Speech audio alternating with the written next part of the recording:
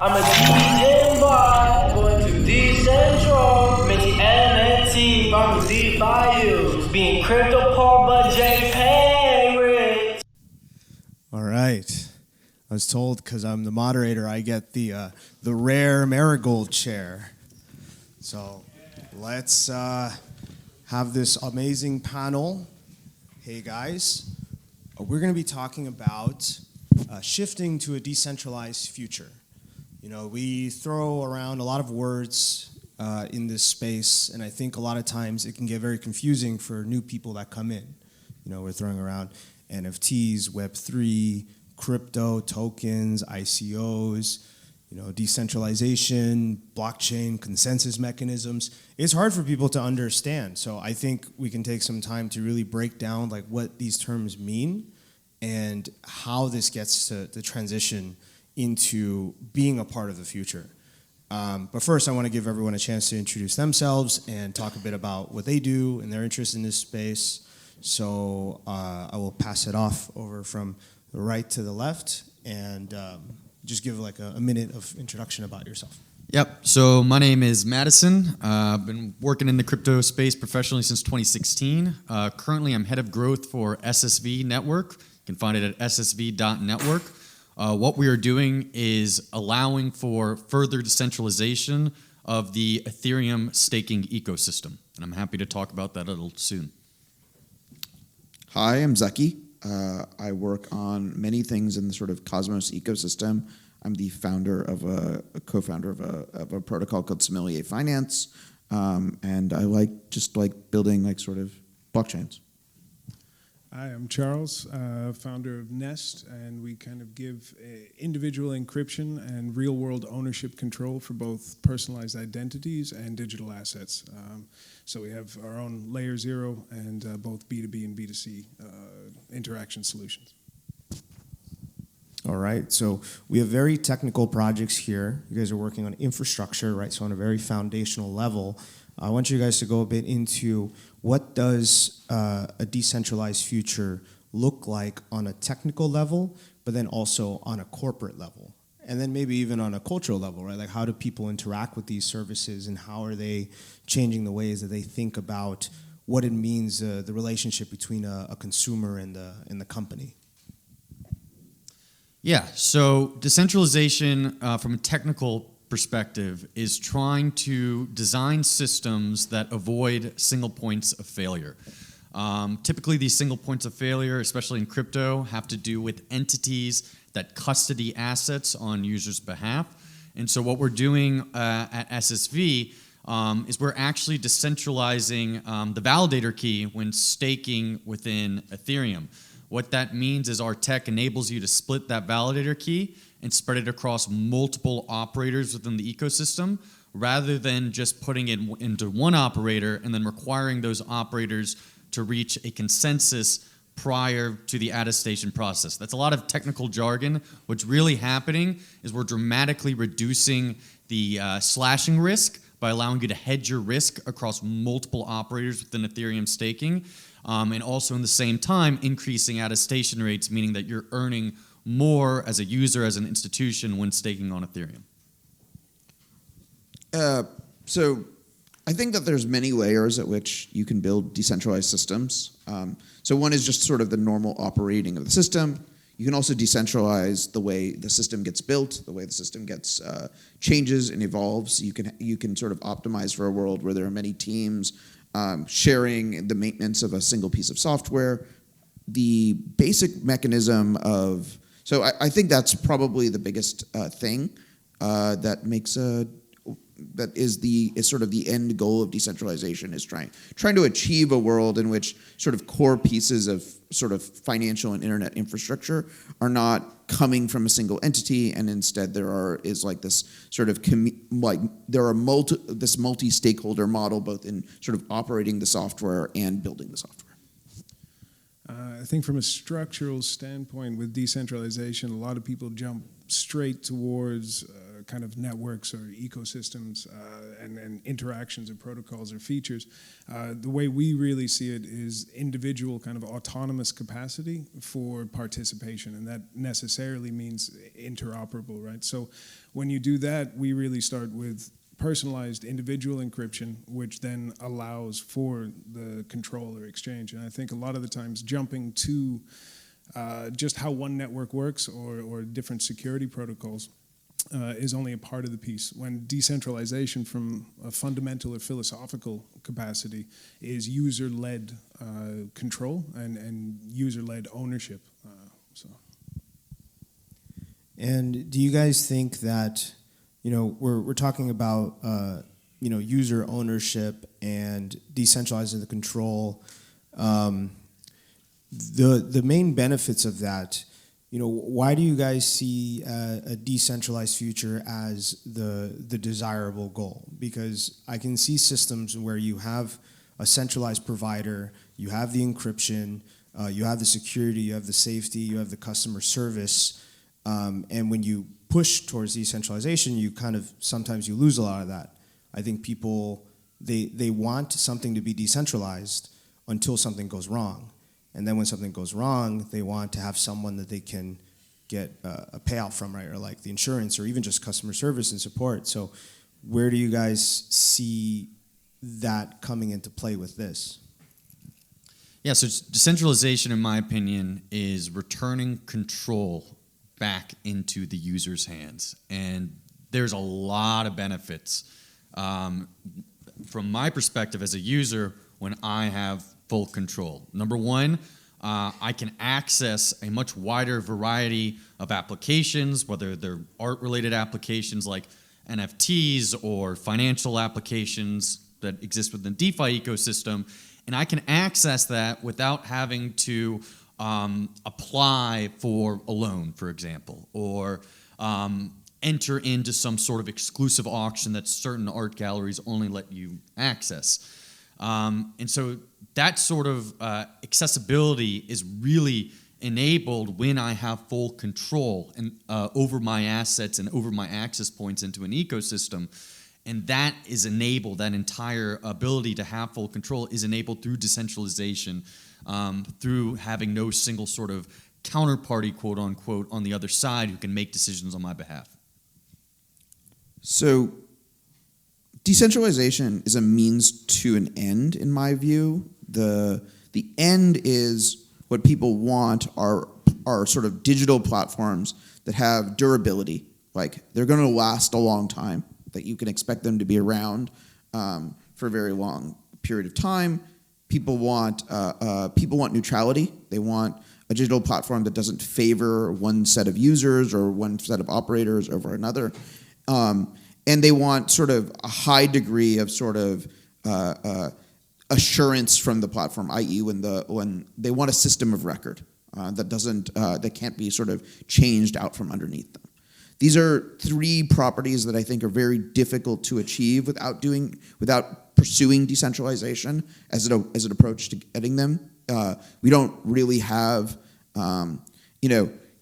you think about the like really long-lived human institutions, like let's say the Catholic Church, but on the other hand, like has that platform been able to deliver? Certainly, it's lasted 1,000 years. More than 1,000 years, but is it a neutral platform? Not for many times in its history. It's often been corrupted by various actors. So this is the goal. Is like, how do we build things that are made out of humans, that humans can use, that humans can collaborate over, that will last a really long time and maintain neutrality, and provide this like shared system of record that we can use for coordination and collaboration across a society. Very, very interesting. And I think also to the points of when you're talking about decentralization versus centralization and the participation or that kind of capacity, a lot of the times it's overlooked that people are centralized and services are centralized, right? That there is that kind of regional control. So to your point of customer service, or to your point of that interaction, I think true decentralization is the user's or individual capacity for that network choice or selection, but it doesn't necessarily mean everything or every system or every network is totally spread out or not subject to certain portions of control in certain regions, right? It's more of that capacity for choice selection when you're talking also customer service in that capacity. So you don't see decentralization as necessarily being like a binary, like yes or no. It is a spectrum that people can choose for themselves whether they want to interact with the system directly or whether they want to be use a centralized service. Well, I mean, when you're talking about blockchain as an example, right, or any DLT system, the servers still have a physical location. It's just that their spread or their scope, right, forms that kind of robustness or security for that, right? So to that extent, I think it's more about the choice selection of interaction, but it is the user's capacity for that control, for that ownership and control and that participation. From a technical perspective, I mean, it is a connection or mesh of centralized networks, right? Or at least points, access points. So conceptually, decentralized is just that widespread capacity for network selection or interaction, differing from, the tech side versus the access. So it would be, the goal is more of like hitting a threshold of sufficient decentralization within a system that would make it resilient. Well, no one knows, right? That's the biggest thing. It's like we don't know, and we don't know what is sufficiently decentralized. We will find out over time. It is ideal to have a variety of different options in the marketplace, and then for there to be a sufficient progress, like a sufficient amount of time, and a sufficiently sort of adversarial environment where the things that are not decentralized enough to get culled out of the system. And do you think that a system can, like a decentralized system, can build itself, or because a lot of these projects, they start off centralized, they say we're doing this right now like this, we're testing it, and then we're going to move towards decentralization. Do you think that we should be trying to build these systems decentralized from the beginning, or that it's a thing on the roadmap that we move towards? Yeah, so this is my opinion on this, of course. The types of organizations that will be required to be designed for a decentralized world, or one where decentralized applications are one of the main medium access points, will require just as much, let's call it, social innovation as we've seen with the technical innovation that has occurred within the current ecosystem. And so what I would say is that up to this point in time, and even today, the blockchain ecosystem, the digital asset ecosystem overall is heavily technical and has attracted people who have a deep fundamental understanding of how all that technology works. And for people who naturally might design social organizations, maybe they have sociology backgrounds or anthropology backgrounds or political science backgrounds. There are some sprinkled throughout the industry, but it's much less accessible at this current stage. Those types of skill sets and that amount of thinking, the same level of thinking that is applied to the technical innovation that has occurred, will be required to design these decentralized organizations that will support the long term for these applications that are being built, and I absolutely think it'll happen. We're just at too much of an early stage where a lot of the technical issues need to be solved for first, scaling, efficiency, things along that line, before we can start really critically devoting a lot of resources and effort to design what are the organizational structures that will be sustainable for the long term to support these applications. I don't necessarily think that there's even a top-down structuring. I think conceptually speaking, if there's the individual participant capacity for choice, selection, and control, there would be an organic kind of structuring or organic growth. It's the education of the tool sets and the capacity, and people are naturally decentralized networks themselves, right? They're naturally decentralized. So I think it's that capacity for participation, and certainly saying it's very early stages, but the choice selection and that ability to participate in whatever early to late stage network that they might be accessible or made accessible. Yeah, I think as you were saying, that the people that study like sociology or like politics and humans, like anthropology, like there's a lot of similarities with what's happening here alongside grassroots organizations of people that just gather on their own and form these movements. Also with open source technology and how open source is kind of developed and people contribute to these things over time. I think one of the shortcomings there, though, is that it usually doesn't end up as strong of at least in open source. You know, some products work really well, like Linux or like Android, but when it's a lot of them, you know, you can use decentralized versions or open source versions of like Google Maps or open source versions of like Microsoft Word, but most people kind of just tend to default back to that. Even React, which is a very popular like JavaScript library for making web apps, was developed by Facebook, right? And so I think there's something there about how centralized organizations just move faster, at least in the current state. Do you ever feel that decentralized networks and decentralized organizations like these DAOs, they will ever be as fast as centralized networks are, or we just have to compromise on that, on the speed front for the security? So I think the best things are when the decentralization turns the whole thing into a hydra, where like you are able to like essentially try all possible solutions to a problem in parallel. One of the things that makes centralized organizations ineffective is that they are like sort of they like naturally block on like, oh, like we have made a strategic decision that X is the solution and we will not do Y. You know, I don't know what the best DEX design in Cosmos is, but we're apparently going to try all of them. I don't know what the best way to do a stablecoin is. I think we should just try them all. And if you have a decentralized sort of ethos and have built organizational structures that enable decentralization to succeed, I think like one of the biggest things is to try to so like there's two aspects of this. There's like many aspects of the struggle. Like one aspect of the struggle is just how hard it is to do everything in decentralization, how hard it is to decentralize a centralized organization, how much you have to like force it down like sort of the entire organizational structure that we will decentralize.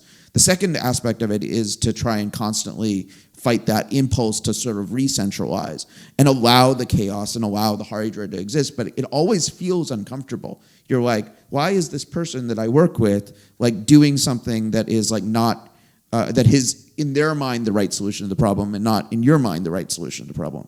And actually being able to like tolerate that discomfort is a real big piece of how to make this all work. Yeah, I actually think innovation happens much, much, much quicker in decentralized networks for the same reason that Zaki just kind of laid out.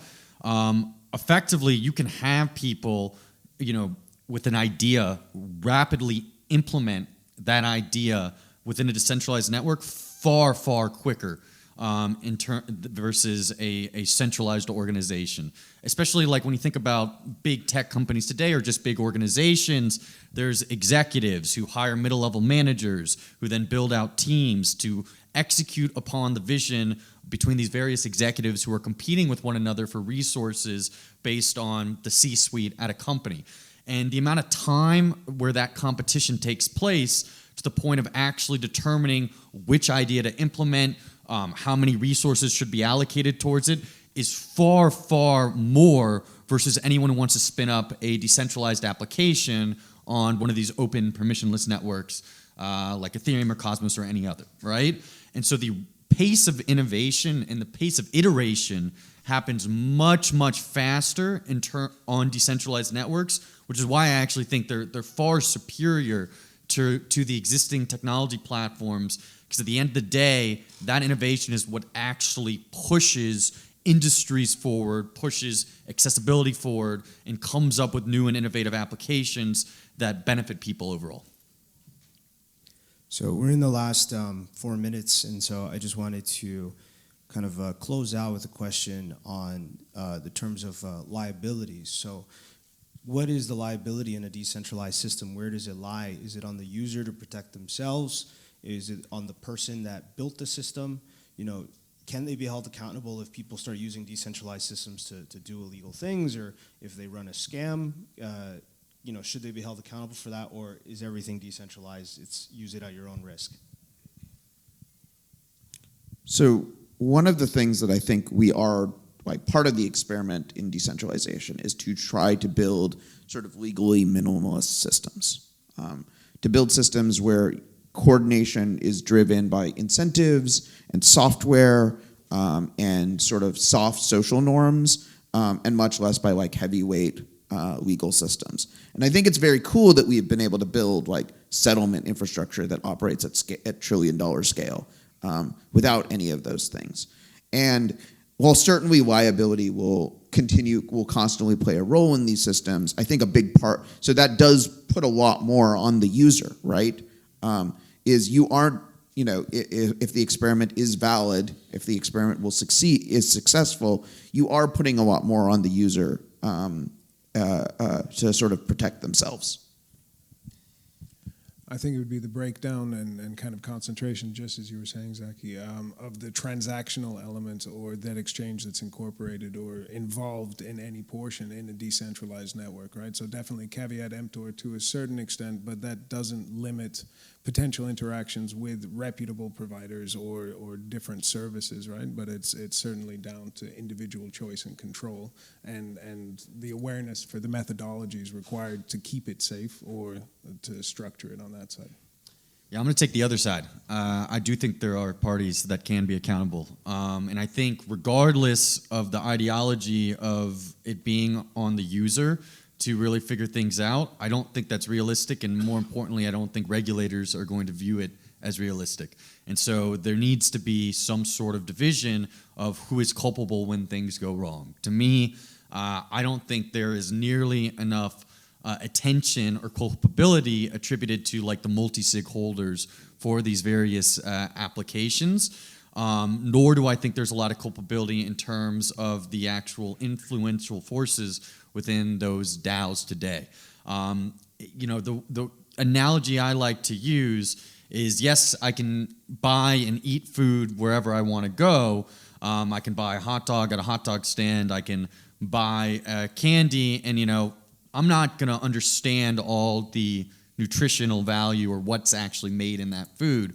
But at the end of the day, if I'm poisoned because that food was faulty or there was something wrong with it or whoever made it was wrong, there is recourse for me to take, and I can justifiably go after the person who made that food. The expectation that I know everything that goes into that food is unrealistic and can't be attained at a mass social level when everyone's eating food every single day.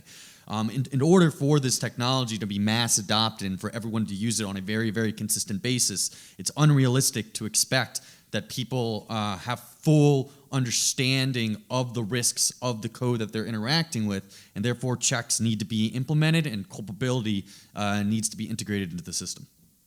Yeah, I think as Zaki was saying, you could build a settlement layer into the system itself, and when you end up with a Hydra-like systems, you can have pockets of centralization within the decentralized network, so you can run all these experiments and do these things all the different ways. I think there is a big level of legal innovation that needs to happen alongside, and I mean, most of legal stuff is very new too, B Corps and all these new entities, everything that's happening in Wyoming with DAO LLCs. I think this is all going to catch up to it too. Do you have a? I was just going to say, in that Hydra structure, the centralized entities end up being where I think a lot of culpability ends up falling, and naturally should.